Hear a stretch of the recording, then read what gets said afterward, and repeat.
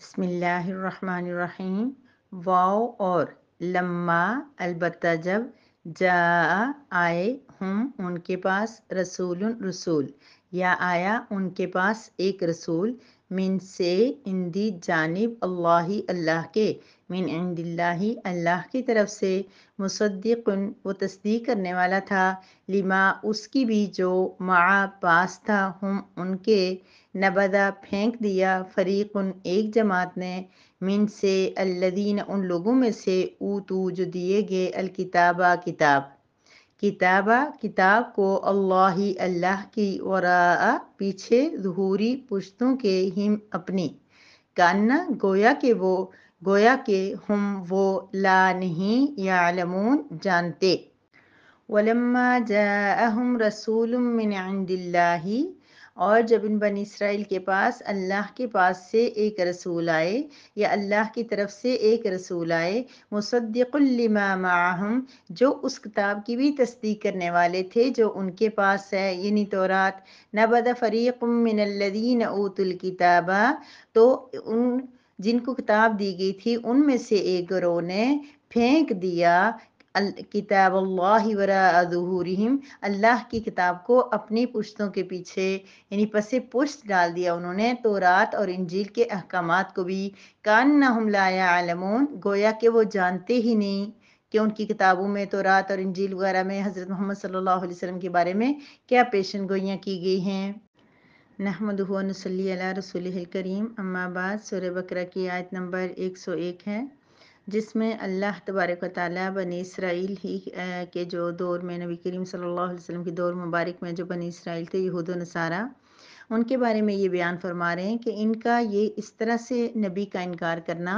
اور اس نبی کو نہ ماننا یہ ایسا ہے کہ گویا یہ اپنی کتاب کو ہی نہیں مان رہے۔ اس کی ریزن کیا ہے؟ اس کی ریزن یہ ہے کہ ان کی کتاب کے اندر نبی کریم صلی اللہ علیہ وسلم کے بارے میں واضح بشارتیں موجود تھی، واضح طور پر احکامات موجود تھے کہ وہ اللہ کے رسول آئیں گے، وہ ایسے ہوں گے، وہ ایسا کلر ہوگا، ایسا قد ہوگا، ایسی جگہ میں آئیں گے، ایسے ان کی عادتیں ہوں گی، یہ سب چیزیں۔ لیکن انہوں نے اس طرح سے جب نبی کریم صلی اللہ علیہ وسلم کو نہیں مانا، ان کو نظر انداز کر دیا، تو پھر انہوں نے کیا کیا؟ گویا کہ وہ اللہ کے نبی کو جب نہیں انہوں نے مانا تو گویا کہ وہ اپنی کتاب کے بارے میں ہی نہیں جانتے۔ پہلے آپ دیکھتے ہیں اللہ پاک فرما رہے ہیں وَلَمَّا جَاءَهُمْ رَسُولٌ مِّنْ عِندِ اللَّهِ جب ان کے پاس یہ رسول یعنی حضرت محمد مصطفیٰ صلی اللہ علیہ وسلم اللہ کے پاس سے ان کے پاس آئے، اللہ پاک نے حضرت محمد صلی اللہ علیہ وسلم کو جب مبعوث فرمایا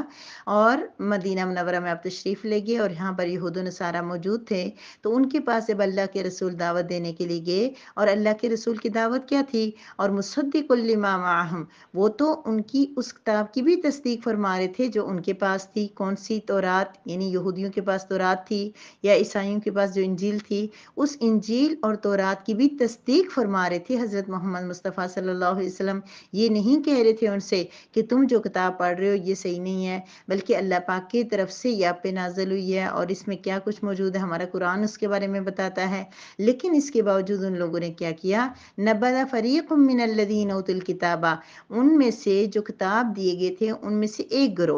گروہ ہمیشہ اللہ پاک اس لیے فرما رہے ہیں کہ ان میں سے کچھ لوگ ایمان بھی لے کے آئے تھے۔ مجھے ابھی صرف عبداللہ بن سلام کا نام ہی ذہن میں آ رہا ہے، لیکن یہ کہ ان میں سے ایمان بھی لائے تھے، لیکن ایک گروہ ایسا تھا جس نے نہیں مانا، انہوں نے پھینک دیا۔ کس کو پھینک دیا؟ کتاب اللہ وراء ظہورہم اپنی ہی کتاب کو، اللہ کی کتاب کو اپنے پس پشت ڈال دیا، اپنی پشتوں کے پیچھے پھینک دیا۔ یعنی کیوں پھینکنے کا مطلب کیا ہے کہ جب اس کے اندر موجود ایک واضح حکم جو حضرت محمد صلی اللہ علیہ وسلم کے بارے میں آیا تھا اس کو وہ لوگ نہیں مان رہے تو گویا کہ اپنی کتابوں کو پیچھے ہی رکھا ہوا ہے نا۔ جب پیچھے وہی چیز ہوتی ہے جو نظر نہیں آتی تو گویا اپنی کتابوں کو دیکھ ہی نہیں رہے۔ پھر اللہ پاک نے خود فرما دیا کَأَنَّهُمْ لَا يَعْلَمُونَ وہ ایسے تھے گویا کہ کچھ بھی نہیں جانتے، ایسے انہوں نے اپنے آپ کو پریزنٹ کروا رہے تھے جو گویا کہ ان کو پتہ ہی نہیں ہے کہ ان کی کتاب میں کیا لکھا ہوا ہے، حضرت محمد صلی اللہ علیہ وسلم کے بارے میں کیا بشارتیں لکھی ہوئی ہیں۔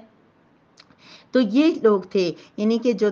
کیا کر رہے تھے؟ تورات کو، یہود کی جو جماعت تھی خود انہوں نے تورات کو بس سے پشت ڈال دیا تھا، گویا کہ وہ جانتی ہی نہیں کہ یہ کتاب کیا ہے، اس میں اللہ تعالیٰ نے کیا فرمایا ہے۔ تو گویا ان اپنی ہی کتاب پر ایمان نہیں لایا تو ان سے آگے کیا امید کی جا سکتی کہ وہ قرآن کو مانیں گے؟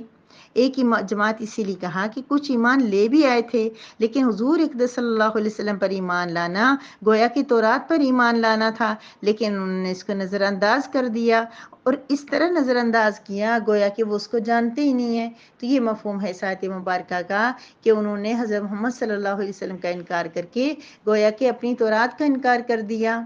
اسی طرح ہم آج کیا کر رہے ہیں، ہم قرآن کو بظاہر تو مان رہے ہیں، وہ بھی تورات کو مانتے تھے، وہ یہ تو کبھی نہیں کہتے تھے کہ ہم اپنی تورات پر عمل نہیں کریں گے، ہم اپنی تورات کو نہیں مانیں گے، ہماری طرح وہ بھی چومتے تھے، غلافوں میں بند کرتے تھے، رکھتے تھے اور محبت کرتے تھے اور پرچار کرتے تھے اس کا کہ ہماری کتاب بہت مقدس ہے، ہماری کتاب بہت امپورٹنٹ ہے ہمارے لیے۔ لیکن جو کام تھا نا اس کتاب کا، جس مقصد کے لیے وہ کتاب بھیجی گئی تھی، اس پہ وہ عمل پیرا نہیں ہوتے تھے۔ اس میں اس کو واضح طور پہ کہا گیا تھا کہ ایک زمانہ ایسا آئے گا جس میں تمہارے پاس ایک آخری نبی آئے گا جو اسماعیل علیہ السلام کی اولاد میں سے آئے گا، اور پھر آ کے تو دنیا میں پچھلی ساری شریعتیں اس سے موقوف ہو جائیں گی، اور ایک نئی شریعت، فائنل شریعت لے کے آئے گا جو قیامت تک کے انسانوں کے لیے ہوگی۔ اچھا یاد رکھیں، جو شریعت نے شریعت محمدیہ نے پچھلی شریعتوں کو منسوخ کیا، اس میں یہ مطلب نہیں ہے کہ بالکل ہی اس کو چینج کر دیا۔ توحید پہلے بھی تھی، آج بھی ہے، روزہ پہلے بھی تھا، آج بھی ہے، نماز پہلے بھی تھی، آج بھی ہے، بس حالات اور وقت کے مطابق کچھ اس میں چینجنگ آ گئی تھی۔ تو لیکن تورات جو ان کے پاس موجود تھی اس کے اندر انہوں نے تحریف کر ڈالی تھی۔ اصل تورات جو تھی وہ سارے احکامات واپس اللہ تبارک و تعالیٰ نے کچھ یعنی کہ مزید بنا سنوار کے اللہ پاک نے قرآن کے اندر ان کو ڈال دیا تھا۔ اسی لیے اللہ تعالیٰ فرماتے کہ قرآن کی تصدیق گویا تو تورات کی تصدیق ہے۔ قرآن اسی لیے تو تورات کی تصدیق کر رہا ہے کہ تورات کے اندر موجود ساری چیزیں واپس قرآن بھی مان رہا ہے، قرآن بھی کہہ رہا ہے، کیونکہ وہ بھی تورات بھی اللہ کی کتاب، انجیل بھی اللہ کی کتاب، زبور بھی اللہ رب العزت کی کتاب، یہ قرآن بھی کتاب۔ تو ان لوگوں کو اتنا سختی کیوں کی جا رہی ہے، کیوں اللہ پاک ان سے ناراض ہو رہے ہیں؟ اس لیے کہ انہوں نے اپنی کتاب کے سارے احکامات کو نہیں مانا تھا۔ جو چیزیں ان کی پسند کی تھی وہ مان گئے، لیکن جہاں ان کو مشکل پیش آئی وہ انہوں نے چھوڑ دیا۔ کیا آج ہمارا رویہ بھی ایسا نہیں ہے؟ کیا ہم ایسا نہیں کر رہے کہ ہمیں اپنے قرآن کو محبت دے رہے ہیں؟ کہیں کوئی بات ہو جائے کچھ ہم کہتے ہیں نہیں ہمارے قرآن پاک بہت مقدس ہے سب کچھ، لیکن قرآن آیا کیوں ہے؟ کیا چومنے کے لیے؟ کیا غلاف میں بند کر کے رکھنے کے لیے؟ کیا اس کو اوپر اونچا کر کے رکھنے کے لیے آیا؟ نہیں، قرآن آیا ہے پوری زندگی کا لائحہ عمل بتانے کے لیے، طرز زندگی گزارنے کے لیے۔ تو پھر ہم نے قرآن پہ عمل کرنا ہے، قرآن کے مطابق زندگی گزارنی ہے۔ انہوں نے یہ حکم نہیں مانا تھا نا درمیان میں سے کہ جس میں یہ لکھا ہوا تھا کہ محمد کو ماننا، محمد اللہ کے آخری رسول ہوں گے۔ تو ہم کیا کرتے ہیں، ہم بھی تو نہیں مانتے نا، ہم نے بھی وہاں پڑھ لیا قرآن کے اندر کہ اللہ تعالیٰ نے پردے کا حکم دیا ہوا ہے، ہم کہتے ہیں نہیں یہ بہت مشکل کام ہے پردہ کرنا، یہ کیسے ہو سکتا ہے، اس میں بڑی گنجائش ہے، آج کل ضرورت نہیں ہے چہرہ چھپانے کی، یہ چہرہ ہاتھ اور پاؤں کھلے رکھ سکتے ہیں۔ کیا آج سے زیادہ فتنہ بھی کسی دور میں رہا ہے یا رہے گا؟ رہے گا کا تو نہیں پتہ، لیکن اس سے پہلے کوئی اتنا فتنہ تھا جتنا آج کے دور میں ہے؟ پھر کیوں اس چیز کو مذاق بنا دیا جاتا ہے کہ پاؤں یا ہاتھ چھپانا بھی، یہ بھی بالکل یہ مولویوں نے خود سے پاس سے بنایا ہوا ہے؟ نہیں، قرآن میں جو احکامات لکھے ہیں، جھوٹ، زنا اور کیسے کیسے جو بھی گناہ ہیں، اور جو توحید، رسالت، روزہ، نماز، حج، زکوٰۃ، مجھے تو زیادہ چیزیں آ بھی نہیں رہی، تو یہ سارے احکامات قرآن کے اندر جو موجود ہیں وہ سارے کے سارے عمل کے لیے آئے ہیں۔ ہر ایک چیز پہ ہمیں عمل کرنا ہوگا، تبھی ہم قرآن کو صحیح ماننے والے مانے جائیں گے۔ اگر ہم قرآن کے ایک جز کو، ایک حصے کو، ایک لفظ کو بھی اگر ہم باقاعدہ سوچ سمجھ کے اگر ہم اس کا انکار کر دیں گے، اس کے مطابق عمل نہیں کریں گے، تو اللہ رب العزت کیا کریں گے، ہم سے ناراض ہو جائیں گے۔ اور جس طرح ان سے ناراض ہو کے اللہ پاک نے اتنا سخت الفاظ میں بار بار ہمیں قرآن میں اللہ سنا رہے ہیں، یہود و نصارہ نے ایسا کیا اس لیے اللہ ان سے ناراض ہوئے، ان نے ایسا کیا اس لیے ان کا انجام برا ہوگا، یہ ساری چیزیں تو اللہ رب العزت جب ہم قرآن پہ عمل نہیں کریں گے تو ہمارا انجام بھی ان سے زیادہ دور نہیں ہے یا ان سے زیادہ ڈیفرنٹ نہیں ہوگا۔ اس لیے ہمیں کیا کرنا ہے، اس قرآن کو تھامنا ہے اور اس کے اوپر عمل کرنا ہے۔ اور اس کے عمل کے لیے، تھامنے کے لیے کیا چیز ضروری ہے، ہمیں پتہ تو ہو کہ قرآن کے اندر موجود کیا ہے۔ الحمدللہ بہت سارے بیسک مسائل جو وہ ہمیں پتہ ہوتے ہیں، ضروری چیزیں جو ہمیں پتہ ہوتی ہیں کہ قرآن میں کیا کیا ہے، لیکن پھر بھی ہم عمل نہیں کرتے۔ تو ہم اس کو سنیں، سوچیں، سمجھیں، جس کی سننے کی برکت ہوگی اس سے اللہ پاک اس قرآن کو ہمارے دلوں کے اندر ڈال دے گا، اور اللہ تبارک و تعالیٰ اس پہ عمل کی